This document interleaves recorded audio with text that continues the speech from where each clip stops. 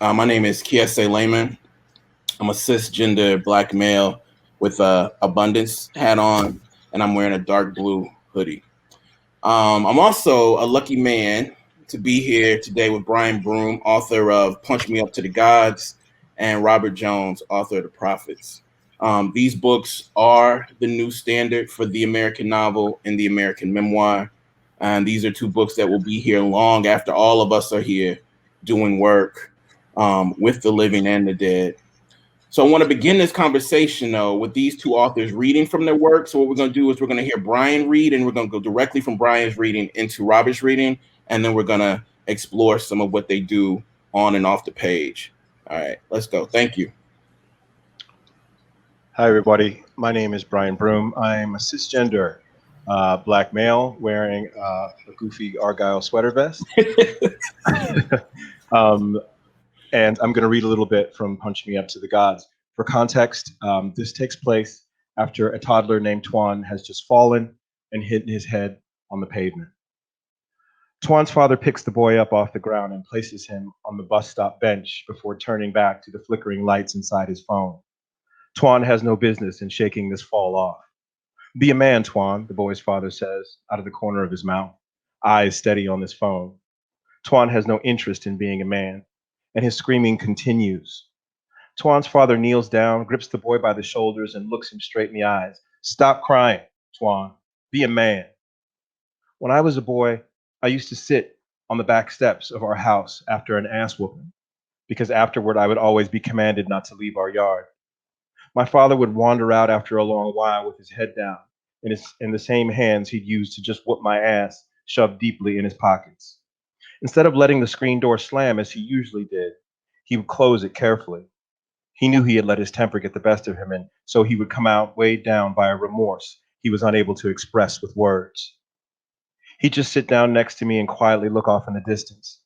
He'd fish out of his jacket a Winston, place one between his lips, use both hands on his lighter to light it, and exhale a thick cloud of ivory smoke. For a little while, he and I would stare in the silence together, occasionally broken by my hiccuping sobs and sharp intakes of air. Sometimes he would come out bearing gifts, a popsicle or a candy bar, that he'd hand me wordlessly while looking out onto the backyard. And we'd sit there until he couldn't take listening to my sopping, wet whimpering any longer. And he'd command me suddenly as if he'd woken out of a dream. Stop crying. You done cried enough. Stop crying right now. I would stop immediately. As Twan's father's voice becomes louder, demanding that the boy stop crying, all I want to do is pick the boy up to make sure that he's all right. I can't explain it.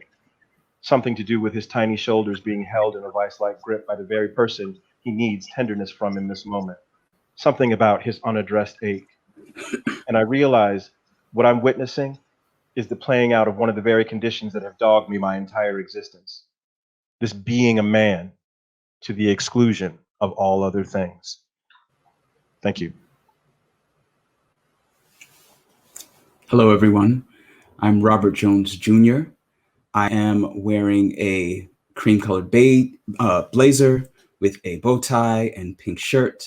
In the background is a bookshelf and framed photos of Toni Morrison and James Baldwin on the wall. I am a cisgender Black queer man. I would like to give a land acknowledgement to the Lenape and Canarsie people on whose land I live. I would also like to give thanks to my ancestors who sacrificed so that I might be here. And I would also like to take a special moment of silence for Ma'Khia Bryant, who was taken from us far too soon. Thank you. I am reading from a chapter called Samuel and the Prophets, where the two main characters, Samuel and Isaiah, are having a disagreement about liberation. How many midnights had they between them? Audience of animals, kinder than Tubab, who could keep what they knew to themselves. He and Isaiah had stumbled into something he had never exactly seen before. There was someone called Henry once who would only answer to Emma, but that was different. She wasn't a man, and everybody except Tubab knew it. But that wasn't the same. No one cared much about Isaiah and Samuel either, until a person thought he could also be a two-bob, and the two simply couldn't coexist. During his endless chatter, Isaiah whined and whined about chains and who held what, but that was nothing but a coward's deal. Scared men always had silver tongues, and that was Isaiah's flaw. Still, Samuel would curl into himself only for Isaiah. He had the marks on the inside to prove it. When they were finally beyond this place and out into the world, someplace far away where animals were said to run like thunder, he would teach Isaiah how to speak not in metals, but in flesh. You don't never get tired, Zay? Tired of begging for your life? Everything you do, the way you smile, the way you walk, where you look and don't look, just another way of begging for your life? You don't never get tired? He had meant to convey that with just his eyes, but the mouth would have its say. Isaiah sat down on a pile of hay. He leaned back and then immediately sat up again. He brought his knees up to his chest and hugged them. He rubbed his head. I get tired, but I want to live, he said. See, that was where Isaiah had faltered. To survive in this place, you had to want to die. That was the way of the world as remade by Tubal, and Samuel's list of grievances was long. They pushed people into the mud and then called them filthy. They forbade people from accessing any knowledge of the world and then called them simple. They worked people until their empty hands were twisted, bleeding, and could do no more than called them lazy. They forced people to eat innards from troughs and then called them uncivilized. They kidnapped babies and shattered families and then called them incapable of love. They raped and lynched and cut up people into parts and then called the pieces savage. They stepped on people's throats with all their might and asked why the people couldn't breathe. And then, when the people made an attempt to break the foot or cut it off one, they screamed chaos and claimed that mass murder was the only way to restore order. They praised every daisy and called every blackberry a stain. They bled the color from God's face, gave it a dangle between its legs, and called it holy. Then, when they were done breaking things, they pointed at the sky and called the color of the universe itself a sin.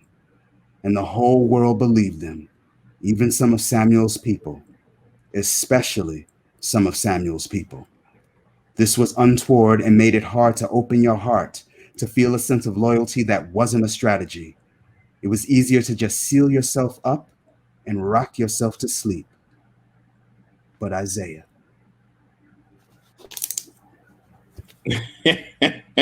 Yes, indeed. Beautiful. The question, let me just say this, y'all. If you have comments or questions, and I'm sure you're going to have many, please put them in the chat. We're going to try to work them in as organically as possible. I told you I was going to start with the question. I'm not going to start with that question after hearing that reading. I want to talk about freedom and Black men. And I just want to start with a base question. After hearing both of those readings, what to you all is a free Black man in America? And what did you attempt to do on the page with freedom and Black masculinity and punching up to the gods and the prophets? So what is a free Black man in America? And are you a free Black man in America? And how did you attempt to explore that notion more in both of your books? Let's start there before we get to what I want to ask you all. Whew. Robert, you want to go? Oh, okay. What is a free Black man? And this is just me in my fantasy self thinking what would ideally be a free Black man. A free Black man would be a person who gets to define himself free of patriarchy. Mm-hmm. So that means because I'm a man, that does not necessarily mean I have to be a soldier or laborer, that I don't necessarily have to be protector, provider, or performer, that I could be whatever it is I'm whatever it is that comes naturally for me to be. It could be protector, provider, performer, if that felt right to me, but not simply because I have a penis between my legs or I identify as a man that I'm attached to those narrow things in terms of my existence. It means that things like feminism mean something to me. Autonomy mean something to me, that I have control of my own body too, that when I say no, it also means no.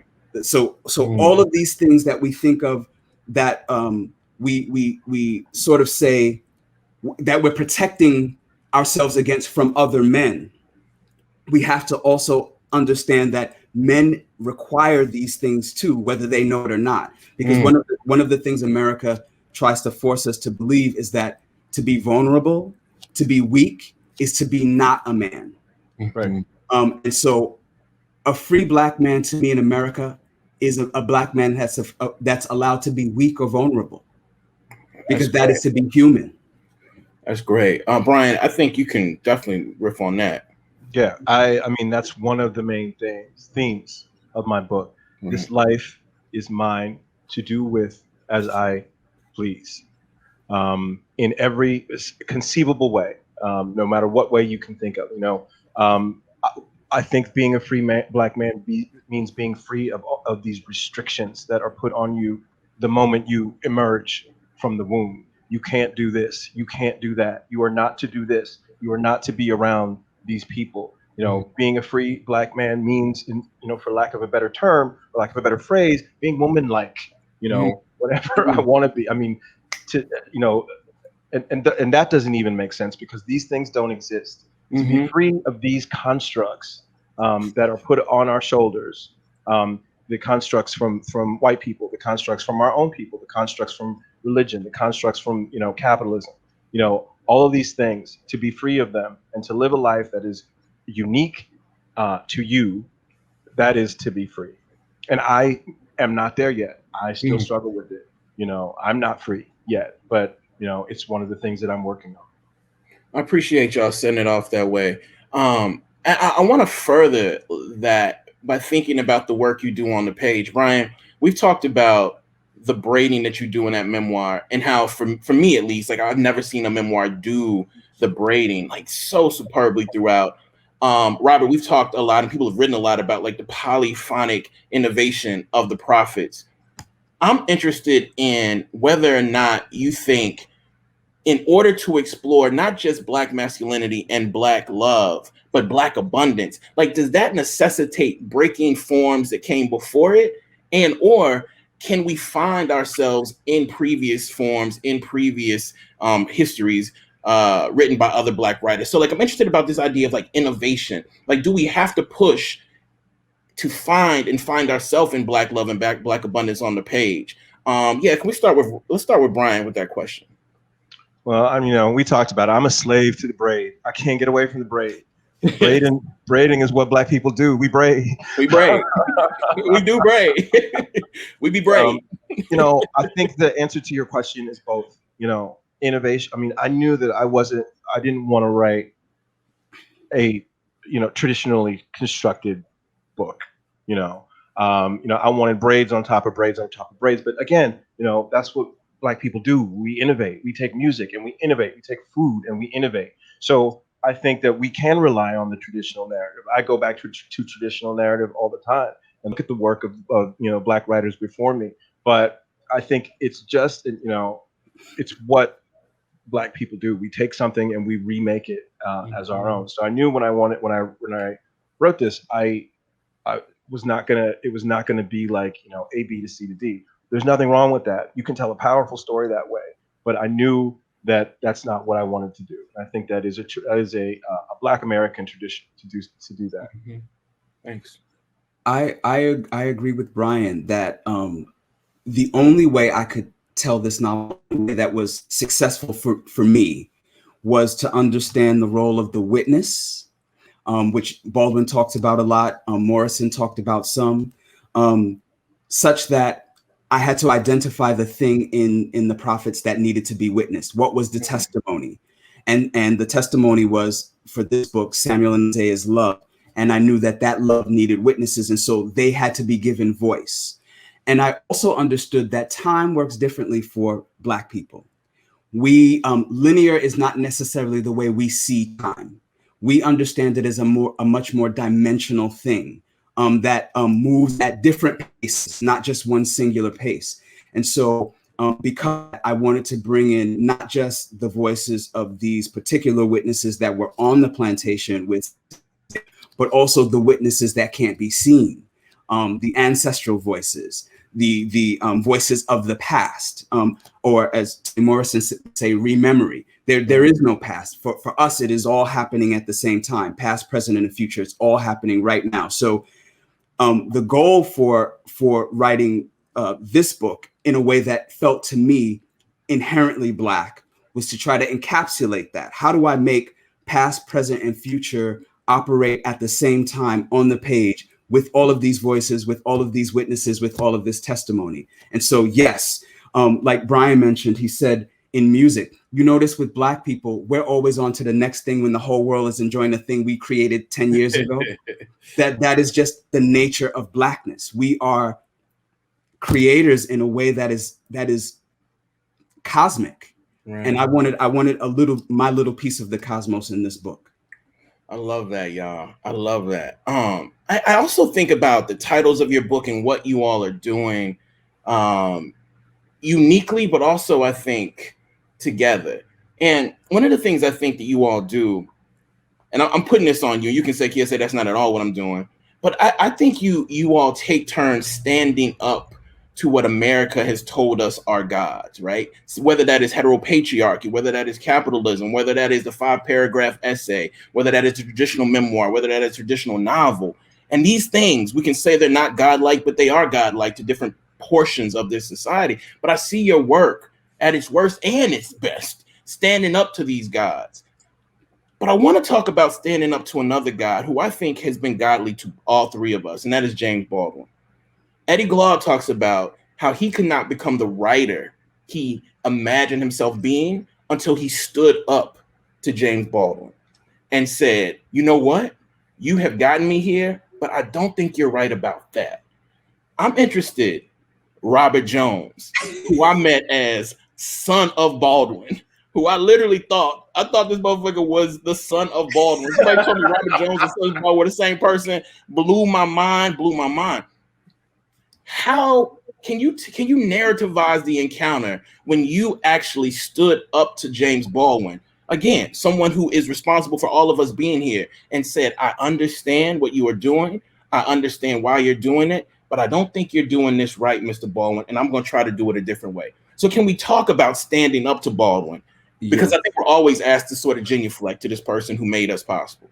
Yes, and I want to preface this by saying that it is true. I could not have been here without his wisdom and his grace, without the beauty that he put on the page and his witnessing.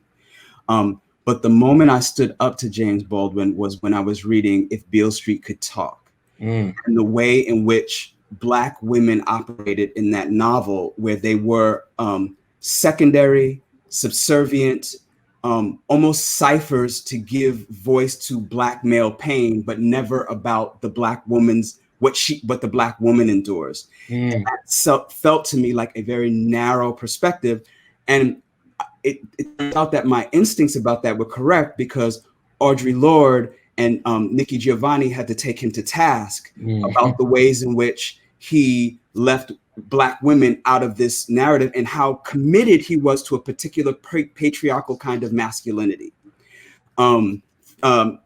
as something that was natural and could not be, it was immutable, it could not be broken, that we had to understand Black men as men in the most patriarchal sense, and that everybody else had to just agree with that. And it even began to manifest, in my opinion, as a bit of self-loathing, because Baldwin was feminine in many ways, and certain Black Panthers used to criticize him because of that, and so he felt almost like he had to double his manhood as defined by patriarchy in order to feel accepted, wanted, loved by his own community, which is a whole different topic. But that was where I confronted Baldwin and said, as you said so eloquently, you got me here, but I cannot go any further with you, but thank you.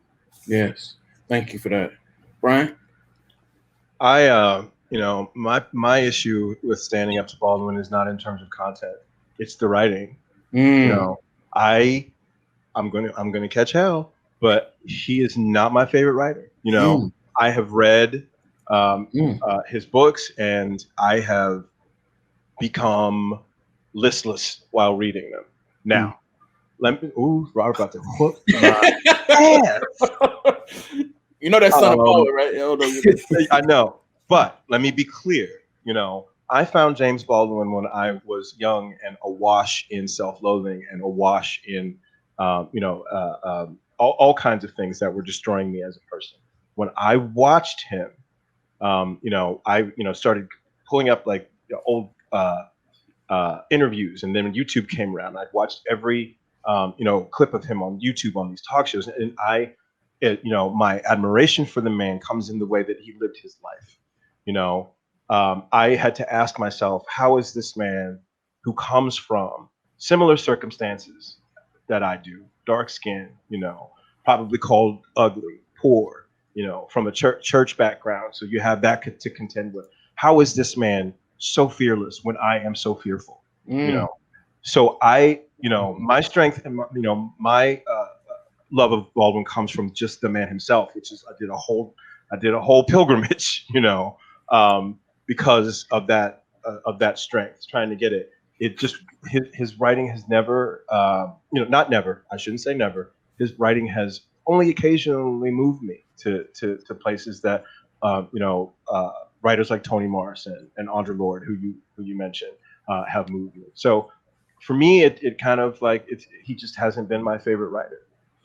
Brian, can I ask Brian a follow-up question on that? Definitely. Sure. Brian, do you think that's because for quite a bit of Baldwin's work, his address is to a white audience and not a black one? Might be. Giovanni's Room is a great book, but I was like, well, this is kind of written. I think this is written for white people. And he lost me with a lot of the writing. His essays I've read many of. I have enjoyed them, but I haven't been a big fan of just his writing. So you may have a point there. Absolutely, it might be because of the address. I'm not sure, but I just know that you have that feeling when you're in a book and you're in deep and you want more. I've just not had that with his writing. And I just think, again, like with Baldwin especially, there's so much to say about the thunder, to use a word that Robert used earlier, the thunder of the performance art, right? We talked a few days ago about how the way Baldwin smoked a cigarette inspired you. Yeah. Right. Yeah. I mean, he just, grace, just the grace and the dignity and the mid-Atlantic accent. That goes a long way. It goes a long way, and I just remember as a kid thinking, this is a black gay man who is unafraid. What is my excuse? What is my excuse? And so, yeah, that's why I love James Baldwin. Yeah. All right. I wanna ask this question of you first, Brian, and then I want to ask Robert if he has anything more to add about this question, because I'm pretty sure you will. Parenting and parents or something. Last time we talked about I'll Punch Me Up to the Gods, because we started talking about so many other things. We didn't talk about what black parenting and black parents can do, have done to different conceptions of masculinity and blackness in black art and in the lives we actually live. Can we talk about the possibility of free black parenting? I'm not asking us to consider what it means for us to be parents, but when we think back about the way we were parented, and we're parented by lots of people other than our parents, I wonder if we can talk about the presence and or the necessity of more black abundance and more fleshy explorations of black radical love. I'm asking you specifically, Brian, because you really go at parenting and Punch Me Up to the Gods. Can we go there?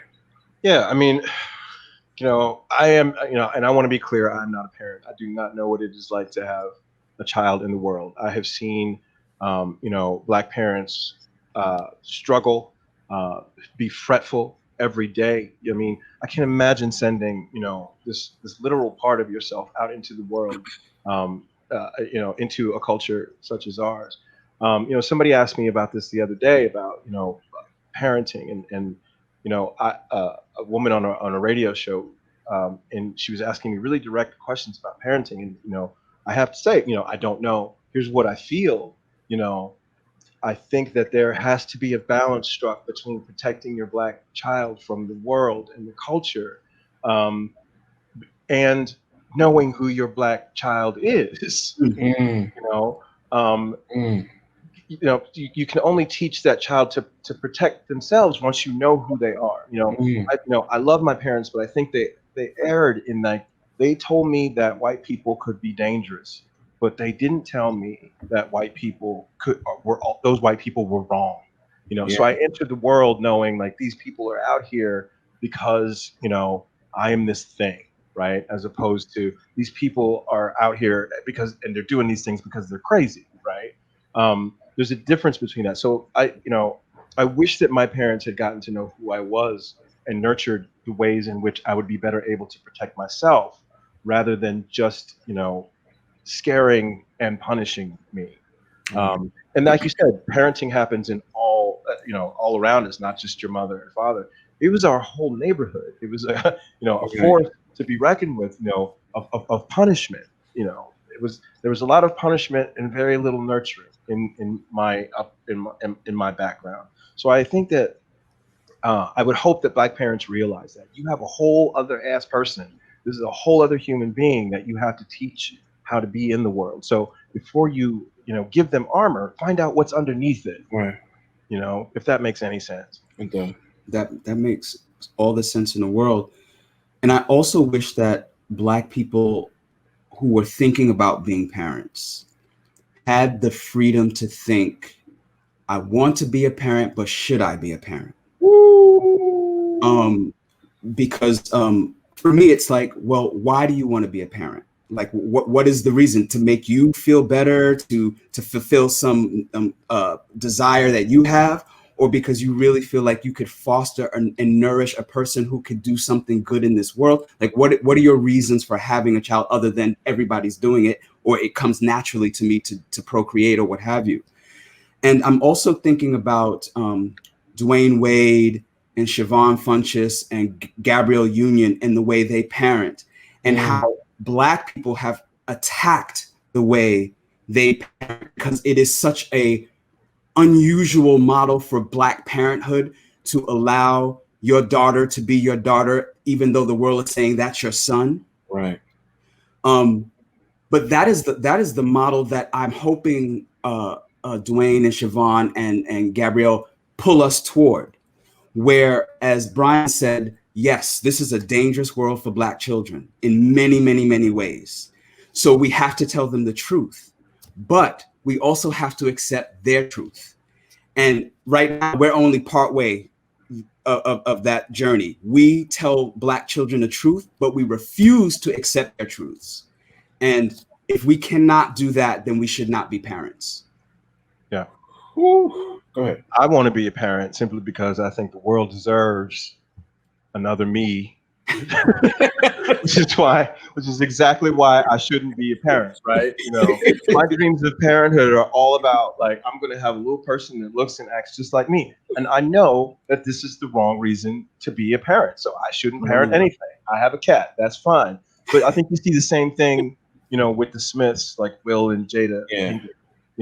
Now, obviously, there's a certain amount of privilege there, right? They are wealthy. But, I don't think Black people are used to seeing free Black children. Amen. And it makes certain people anxious.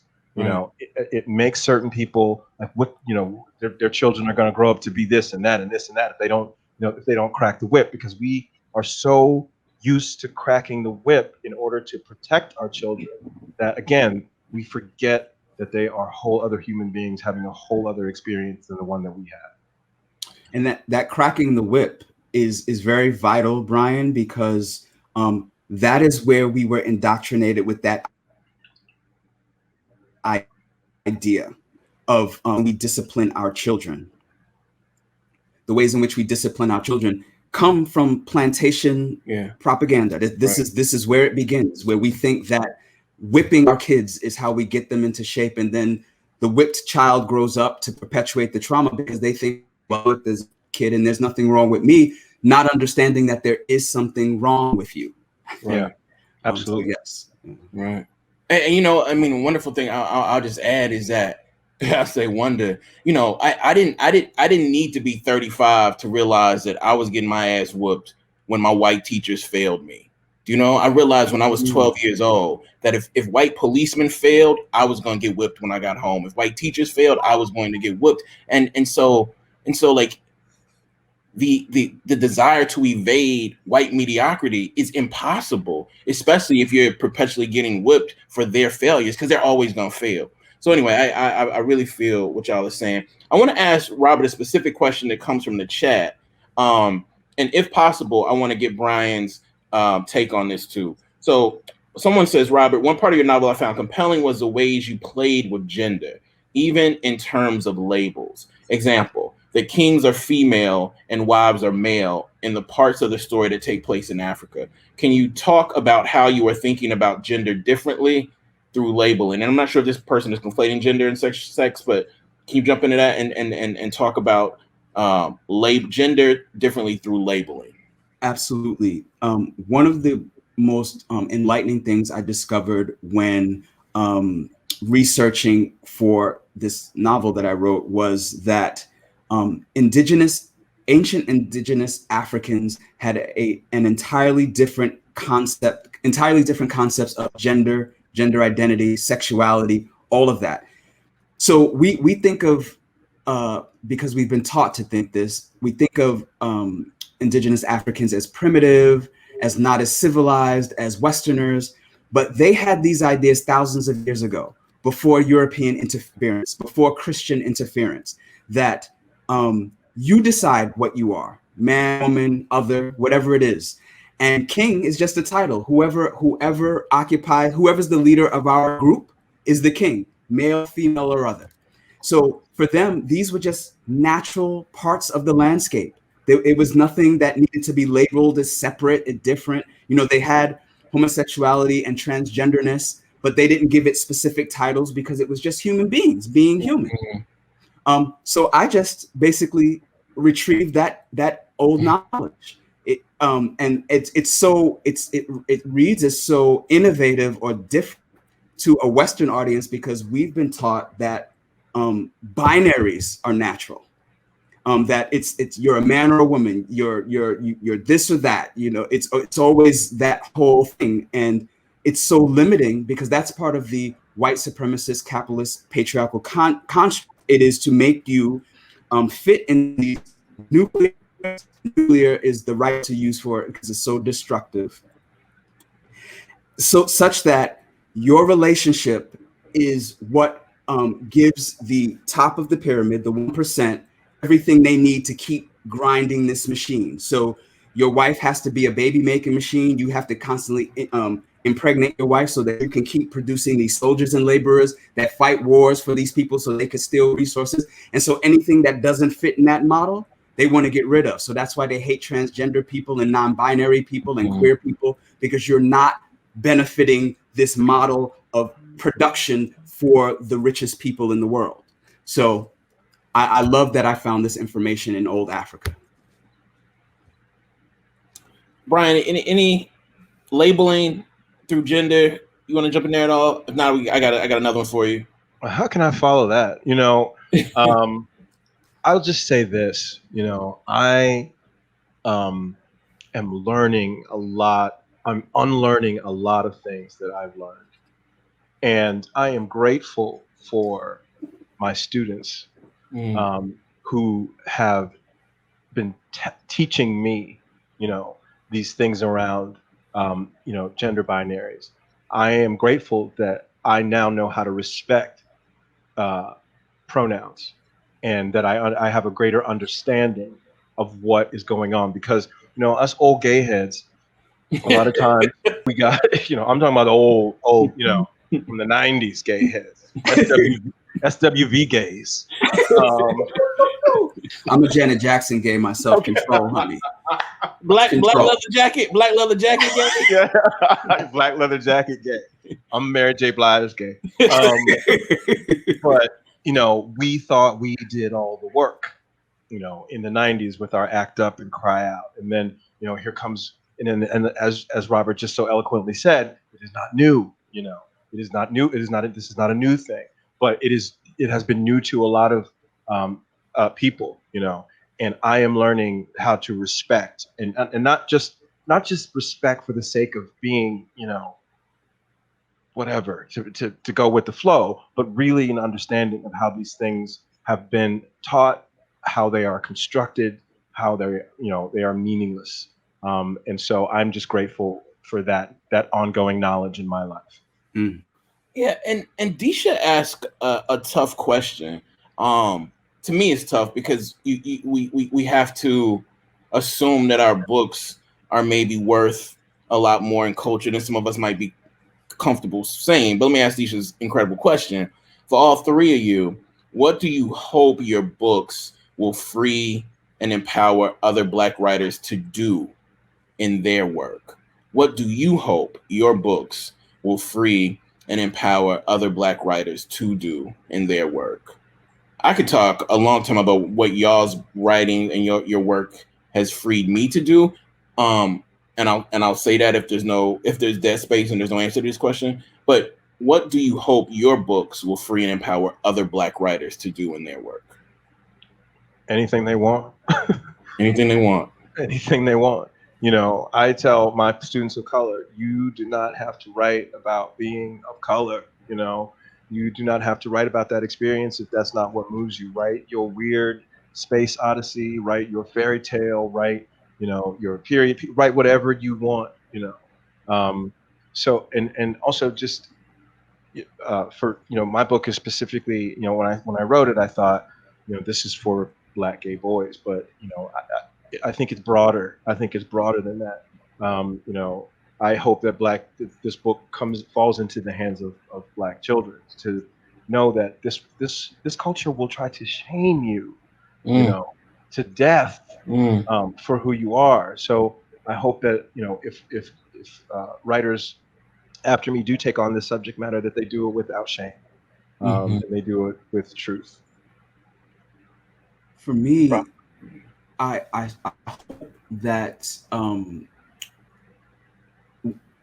Black people who read my work understand that they are enough, and that whatever it is, as Brian said, that they would wish to share, whatever testimony, whether it is a figment of their imagination or their lived experience, is valid.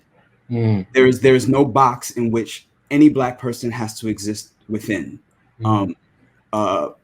Donnie Walton just wrote the final revival of Opal and Nev about a Black punk rock woman who's just like off the chain, wild. And so people would have told her, you know, you can't write about this. You're a Black woman. You're supposed to be writing about R&B or jazz. You can't talk about rock, which is ours, by the way. But she did it.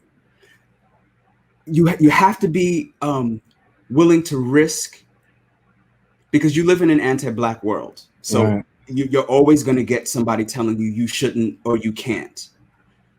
If you read Brian's book, if you read Kiese's book, if you read my book, if you read Disha's, if you read Donnie's, get from that, yes, you can. Right. Yes. That's a word. That is a word. You know, I've been thinking a lot about what we are trying to do collectively with each other's work. And I've been thinking a lot about, you know, the power or the lack of power of a blurb. And, you know, I only blurb books that I actually like, you know, and I try to only blurb books that I love.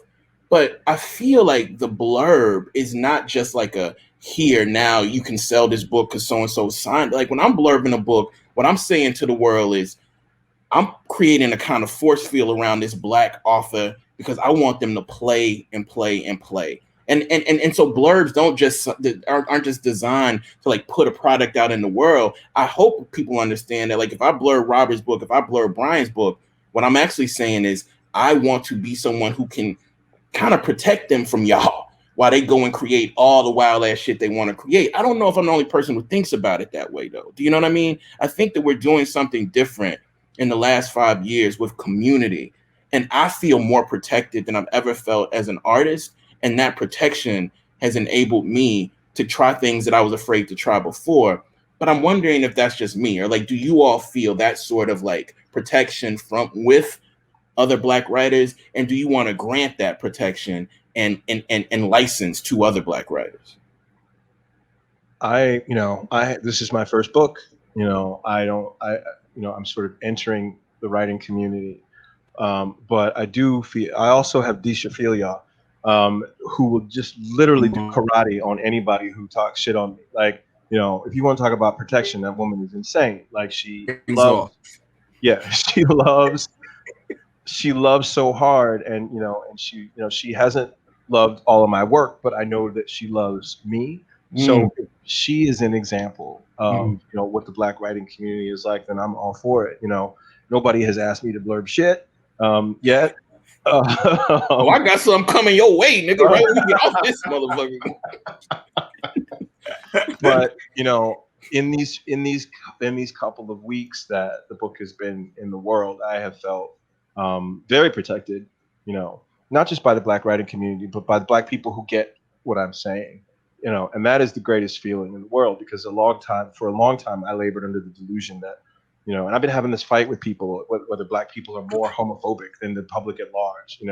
I've been having this conversation with people, and I actually, and I've had this conversation with Black people. There are Black people who think, yes, the Black community is more homophobic, and I believe that I just feel different when the Black community is homophobic. So therefore, it feels like more homophobia to me. Right? It's not necessarily the case. We are not the ones making laws and doing all this other shit, So it's a conversation that is ongoing that I'm having with Black people in my life. But in the writing community, I have found that it hasn't been a big deal, and it is worth its weight in gold to me that I'm finding Black people from all walks of life who are welcoming, to my writing and to me as a person. Y'all remember that old black and white picture of Toni Morrison, Alice Walker, and Ntozake Shange, and a couple of other sisters of the word who, were each other's support? When I looked at that picture as I was writing The Prophets, I was afraid I might not have that sort of camaraderie with other Black writers. That it would be, as Dontia Moniz and I had talked about, she wrote Milk, Blood, Heat, that, the industry can sometimes set us as there can only be one. Right. And so we see each other as competition. That was absolutely not my experience. My experience was immediately Kiese, the very first person who reached out to me, treated me like a brother. We had not even met in person yet. And was treating me like a brother and helped me like navigate this industry. And then Mateo Ascarapour, who wrote Black Buck, our books came out on the same day, and we found each other and we consider each other book brothers. And then, as Brian said, there's Deisha Philyaw, who y'all don't even understand the community she cultivates. It's almost like our elders are Kiese and Deisha, just cultivating this community of Black artists that is just so vital and important, that led me to the belief that I do not see other Black writers as competition. Right. I see Black writers as community, and that's all I can see them with. I don't care how they might feel about me independently or individually.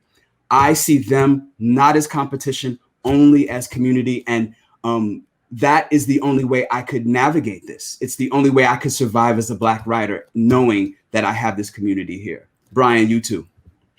And you know what? This I next see question. DJ as competition, though, just to be clear. You see Deisha's competition. I tried to see Deisha's competition till I read that damn Secret Lives shit.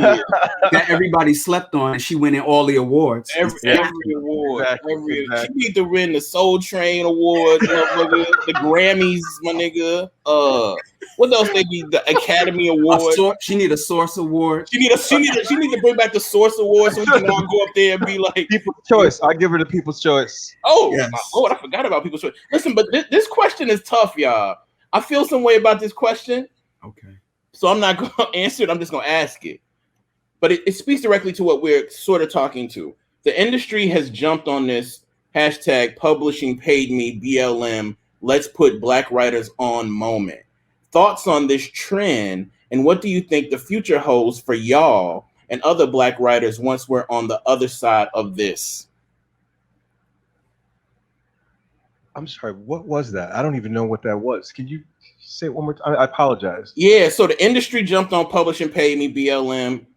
Quote, let's put Black writers on moment, right? This person saying that's a moment.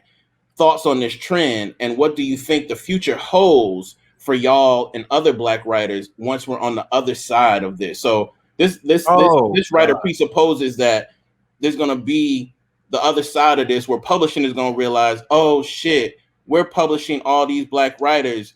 And I think implicit in this, though the person would say is not, is like who wouldn't get put on if we weren't in this moment. That moment's going to pass. And then we're going to go back to whatever they think we had. I'm interested in what y'all think about that.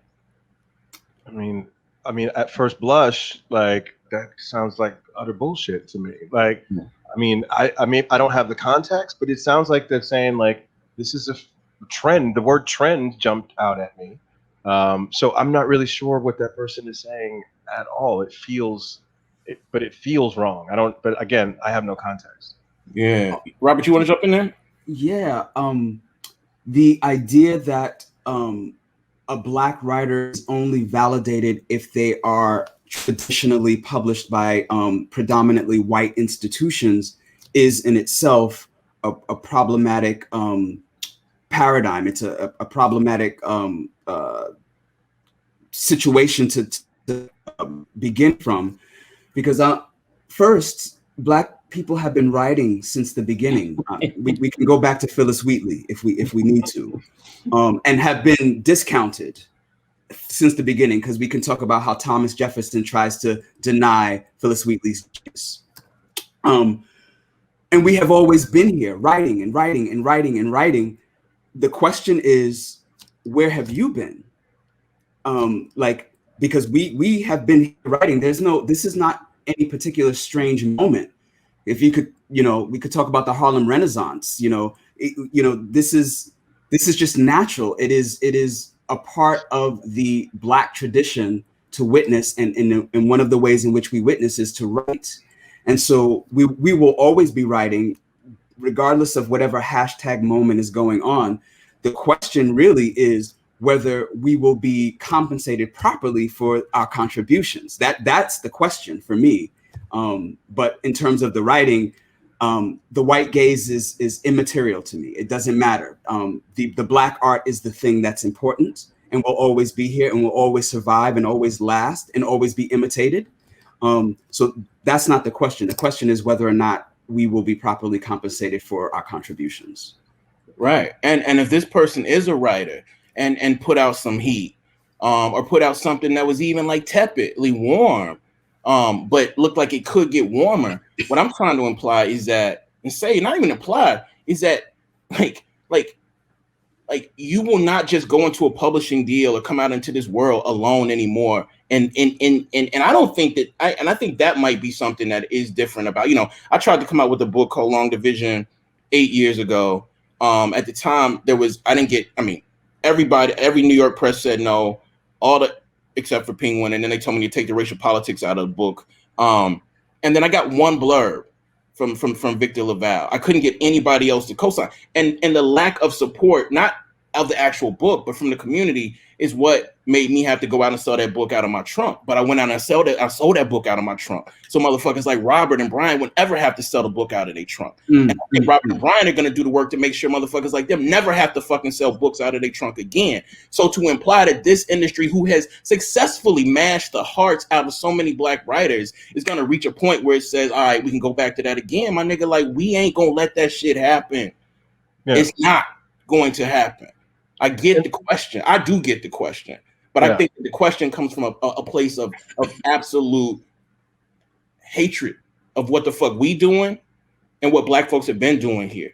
That's what I feel. Let's get to the end of this shit and let them try not to publish the next Brian Broome book. Let them try to not publish the next Disha Phil book, the next Sarah Broome book, the next Robert Jones book. Like, let them try not to publish the people that those people say are next.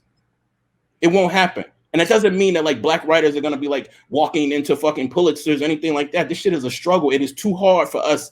But we here, fam. Like, we here and we telling each other a lot about like our pains and struggles. And it's going to be hard, but it ain't going to be hard the same way it was for me, because it was hard for me. Yeah. You know, when I was trying to get Punch Me Up to the Gods out into the world, my agent was coming back to me saying like, well, this publisher and this publisher pretty much told me they already got their black book. You know, they just published one by a black person, and so they figure they already got their black book. So, you know, I can see what the question asker is saying. I get the optics of it. You know, the optics of it make it look like we haven't always been here. You know, and don't fall for that okie doke, right? I mean, it's just like Robert said. We have been here. It's just like you were saying, Kiese, we have been here. But this idea that it is a moment and it is a passing fancy, you know, that just depends on who you are listening to. So, you know, no disrespect to the question asker, but you've been rope-a-doped, right? You were looking in the wrong places to find black artistry. Yeah, and the thing is, singular talent always comes from collective, like underground.